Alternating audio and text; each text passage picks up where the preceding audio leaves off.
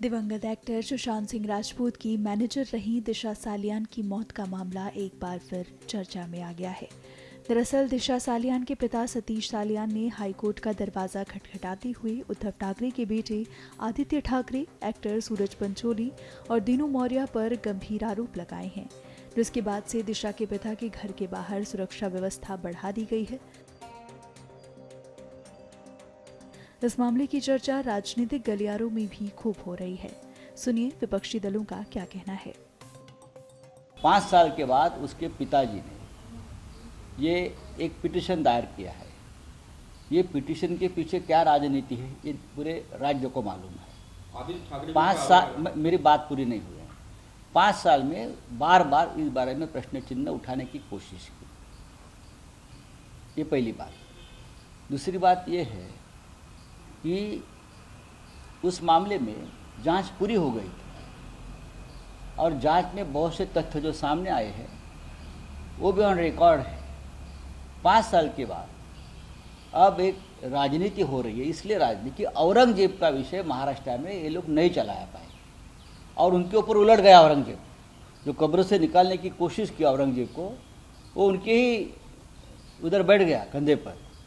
अब उसके छुटकारा पाने के लिए ये दिशा सालियान वाला विषय को ये लोग तूल दे रहे हैं। ये राजनीति है, लेकिन एक गंदी राजनीति, ये हरकतें महाराष्ट्र में जो हो रही है उससे हमारा राज्य बदनाम हो रहा है। एक युवा नेता जो अच्छा काम कर रहा है उसको बदनाम करने की एक कोशिश है, हमारे पार्टी को बदनाम करने की एक कोशिश है। औरंगजेब नहीं चला तो ये चलाओ, ये नहीं चला तो ये चलाओ। ये कौन कर रहा है और क्यों कर रहे हैं? ऐसे अगर आप कब्र खोदते जाएंगे तो ऐसी देश में बहुत से कब्र है, जस्टिस लोहिया से लेकर सोहराबुद्दीन तक। जब तक किसी व्यक्ति पे दोषारोप सिद्ध नहीं होता तब तक उस व्यक्ति का नाम लेना मुझे नहीं लगता वो अच्छा है। 2020 की ये घटना थी, 2025 में अभी सामने आई।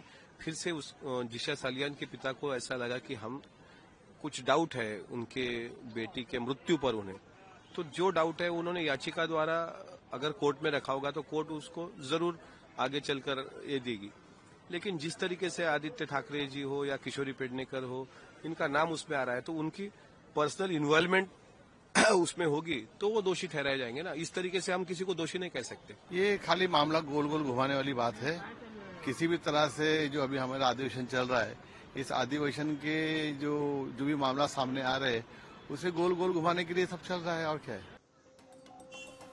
आपको बता दें कि 8 जून 2020 को मुंबई में अपने घर की बालकनी से गिरने से दिशा सालियान की मौत हो गई थी।